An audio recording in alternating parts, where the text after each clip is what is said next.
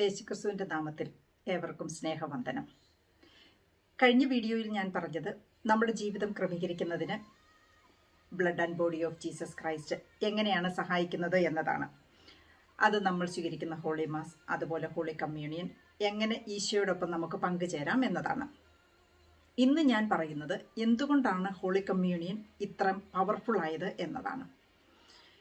The holy blood and body of Jesus Christ നമുക്ക് നിത്യജീവൻ നൽകുന്നു എന്നതാണ് നമ്മുടെ വിശ്വാസം.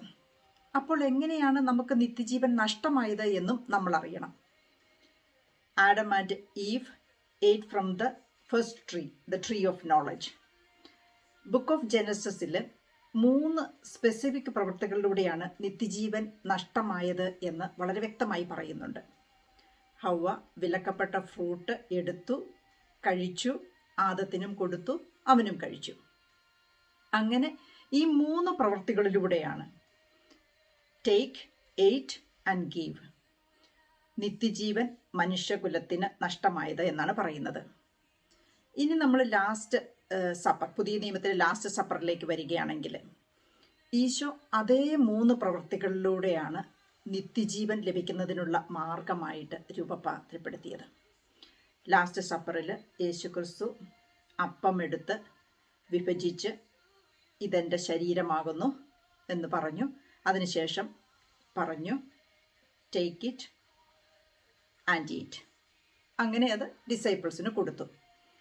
അതുപോലെ തന്നെ ഈശോ പാനപാത്രം എടുത്ത് പറഞ്ഞു, ഇതെൻ്റെ നിങ്ങളുടെ രക്ഷയ്ക്കായി ചിന്തിയ പുതിയ ഉടമ്പടിയുടെ എൻ്റെ രക്തമാകുന്നു. Take it and drink from it and he gave to his disciples. അങ്ങനെ ഈശോ അത് ശിഷ്യന്മാർക്ക് കൊടുക്കുന്നു. അങ്ങനെ മനുഷ്യവംശത്തിന് നഷ്ടമായ നിത്യജീവനെ അവസാനത്തെ ആദം തൻ്റെ കുരിശിലെ സാക്രിഫൈസിലൂടെ നമുക്ക് തിരിച്ചു തന്ന പ്രവൃത്തി, അല്ലെങ്കിൽ അതിൻ്റെ ഓർമ്മപ്പെടുത്തൽ, അതിൻ്റെ ആവർത്തനമാണ് ഹോളി മാസ്. ഹോളി കമ്മ്യൂണിയനിലൂടെ ഈശോ നമുക്ക് നഷ്ടമായ പറുദീസയുടെ വാതിൽ തുറക്കുകയാണ്. അത് ബൈബിളിൽ വളരെ കൃത്യമായിട്ട് പറയുന്നുണ്ട്. യോഹന്നാൻ്റെ സുവിശേഷത്തിൽ ഉയർത്തെഴുന്നേറ്റ ഈശോ മറിയത്തിന് പ്രത്യക്ഷപ്പെടുമ്പോൾ മറിയത്തിന് അത് തോട്ടക്കാരനാണ് എന്നാണ് തോന്നുന്നത്. ഈ ഭാഗം മുൻപ് വായിക്കുമ്പോൾ ഞാൻ പലപ്പോഴും ചിന്തിച്ചിട്ടുണ്ട് ഇതെങ്ങനെ സംഭവിക്കുമെന്ന്. കാരണം മറിയം ഈശോയെ കാണാതിരുന്നിട്ട് ഒരു 3 ദിവസമേ ആയിട്ടുള്ളൂ. 3 ദിവസം കാണാതിരുന്ന ഒരാളെ തിരിച്ചറിയാതിരിക്കാൻ പറ്റുമോ? മറിയത്തിന് ഏറെ പരിചയമുള്ള ആളാണ് ഈശോ. എന്നാൽ ഈശോ മറിയത്തിന് തോട്ടക്കാരനായി പ്രത്യക്ഷപ്പെടുന്നതിലൂടെ നമുക്ക് വലിയൊരു സന്ദേശമാണ് നൽകിയത്. I am the way to eternal life. എന്നിലൂടെ അല്ലാതെ ആരും പിതാവിലേക്ക് വരുന്നില്ല. പറുദീസയുടെ വാതിൽ ഉയർത്തെഴുന്നേറ്റ ക്രിസ്തുവിലൂടെ നമുക്ക് മുൻപിൽ തുറന്നു. അതാണ് ഹോളി കമ്മ്യൂണിയനിൽ ഈശോ നമുക്ക് നൽകുന്ന ഏറ്റവും വലിയ ശക്തി. ബൈബിളിൽ ഈശോയും 12 ശിഷ്യന്മാരും ഒരുമിച്ചുണ്ടായിരുന്നുവെന്ന് വളരെ വ്യക്തമായി രേഖപ്പെടുത്തിയ ഒരു ഇൻസിഡൻ്റ് ആണ് ലാസ്റ്റ് സപ്പർ. ഈശോ അപ്പമെടുത്ത് ബ്ലസ് ചെയ്ത് ഇതെൻ്റെ ശരീരമാകുന്നു എന്ന് പറഞ്ഞ് മുറിച്ച് ശിഷ്യന്മാർക്ക് കൊടുത്തപ്പോൾ ഈശോയ്ക്ക് അറിയാമായിരുന്നു യൂദാസ് ഈശോയെ ബിട്രേ ചെയ്യുമെന്ന്, പത്രോസ് ഈശോയെ 3 പ്രാവശ്യം ഡിനേ ചെയ്യുമെന്ന്. മറ്റ് ശിഷ്യന്മാരെല്ലാവരും ഈശോയെ ഉപേക്ഷിച്ച് ഭയപ്പെട്ട് ഓടിപ്പോകുമായിരുന്നെന്ന്. എന്നിട്ടും ഈശോ ആരെയും കുറ്റപ്പെടുത്തിയില്ല, ആരെയും മാറ്റി നിർത്തിയില്ല.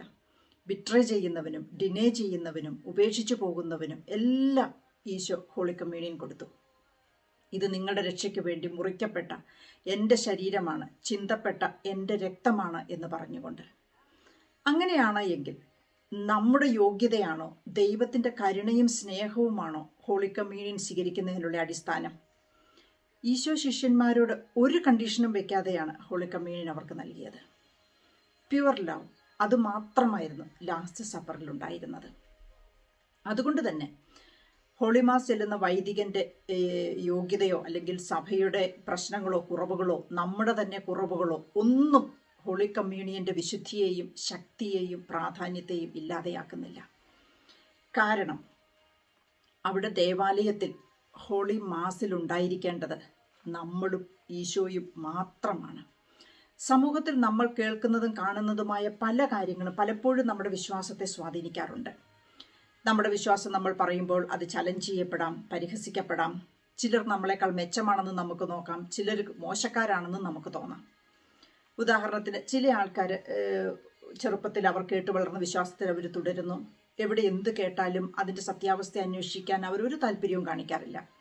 എല്ലാറ്റിനെയും അവർ സ്വീകരിക്കുന്നു, വിവേചിച്ചറിയാതെ തന്നെ ആചരിക്കുന്നു, അനുഷ്ഠിക്കുന്നു. യഥാർത്ഥ സത്യം എന്താണ് എന്ന് അറിയുക എന്നത് അവരെ സംബന്ധിച്ചിടത്തോളം ഒരു ആവശ്യമായി പോലും അവർക്ക് തോന്നാറില്ല.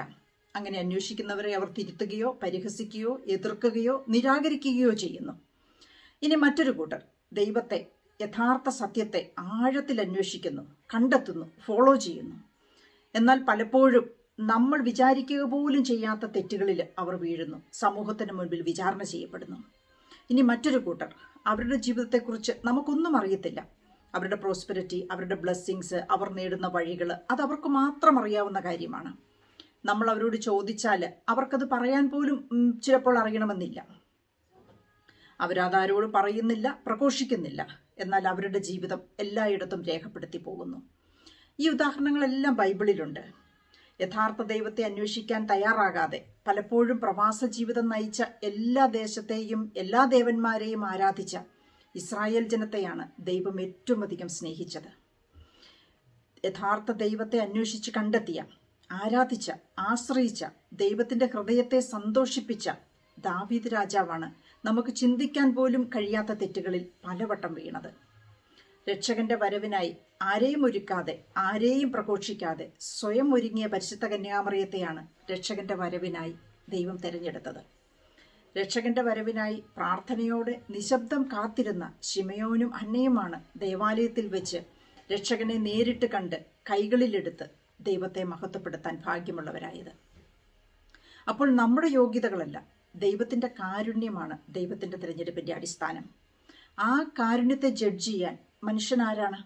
അതുകൊണ്ട് ഹോളി കമ്മ്യൂണിയിൽ പങ്കെടുക്കുമ്പോൾ ദൈവത്തിൻ്റെ കാരുണ്യമാണ് മറ്റുള്ളവരുടെയോ നമ്മുടെയോ യോഗ്യതയോ യോഗ്യത കുറവോ കണക്കിലെടുക്കാതെ നമ്മുടെ മനസ്സിലുണ്ടാകേണ്ടത്. സിസ്റ്റർ മരിയ ഫൗസ്റ്റീനായുടെ ഡയറിയിൽ പല പ്രാവശ്യം സിസ്റ്റർ എഴുതിയിട്ടുണ്ട്, ഹോളി മാസിൻ്റെ സമയത്ത് അൾത്താരയിൽ വൈദികനൊപ്പം സിസ്റ്റർ ഈശോയെ കണ്ടിട്ടുണ്ട് എന്ന്. ഈശോയുടെ കരുണയിൽ മാത്രം ആശ്രയിച്ച് നമ്മൾ ഹോളി കമ്മ്യൂണിയിൽ പങ്കെടുക്കുകയാണ് എങ്കിൽ ഈശോ തന്നെ നമുക്ക് ഹോളി കമ്മ്യൂണിയൻ തരും. അതിനുറപ്പായ ഉദാഹരണങ്ങൾ എൻ്റെ സ്വന്തം അനുഭവത്തിൽ നിന്ന് എനിക്ക് പറയാൻ കഴിയും. ബിട്രേ ചെയ്തയാൾക്കും ഡിനേ ചെയ്തയാൾക്കും ഉപേക്ഷിച്ചു പോയവർക്കും ഒന്നുപോലെ ഈശോ നൽകിയ ഹോളി കമ്മ്യൂണിയൻ ആയിരിക്കട്ടെ രക്ഷയിലേക്കുള്ള നമ്മുടെ വഴി. അതാർക്കെങ്കിലും നിഷേധിക്കാൻ ആർക്കും അധികാരമുണ്ട് എന്ന് ഞാൻ വിശ്വസിക്കുന്നില്ല. അങ്ങനെയാണ് എങ്കിൽ സാത്താൻ ഉള്ളിൽ പ്രവേശിച്ച, അല്ലെങ്കിൽ പ്രവേശിക്കുമെന്ന് ഈശോയ്ക്ക് ഉറപ്പുണ്ടായിരുന്ന യൂദാസിന് ഈശോ എന്തിനാണ് ഹോളി കമ്മ്യൂണിയൻ കൊടുത്തത്? രക്ഷ എല്ലാവർക്കും അവൈലബിൾ ആണ്, അത് സ്വീകരിക്കാൻ തയ്യാറുള്ളവർക്ക്. എന്നാൽ രക്ഷ എങ്ങനെ നേടണം എന്നുള്ളത്, അല്ലെങ്കിൽ രക്ഷയിൽ തുടരണമോ എന്നുള്ളത് നമ്മുടെ ഓരോരുത്തരുടെയും ഫ്രീ വില്ലാണ്. അതുകൊണ്ട് ഈശോ പറഞ്ഞ take it, eat it and give it, യേശുവിനെ എടുക്കുക, കഴിക്കുക, കൊടുക്കുക, അതാണ് നമ്മൾ പാലിക്കേണ്ടത്. യോഗ്യതയും അയോഗ്യതയും തീരുമാനിക്കേണ്ടത് കർത്താവാണ്. അതുകൊണ്ട് ആരെയും വിധിക്കാതെ എല്ലാവരെയും സ്നേഹിച്ച ക്രിസ്തുവിൻ്റെ സ്നേഹത്തിലേക്ക് ഹോളിമാസ് എന്ന ലാസ്റ്റ് സപ്പറിൻ്റെ അനുസ്മരണത്തിലൂടെ യേശു ക്രിസ്തുവിൻ്റെ ബ്ലെസ്സഡ് ബോഡി ആൻഡ് ബ്ലഡ് സ്വീകരിച്ചുകൊണ്ട് നമുക്ക് വളരാം.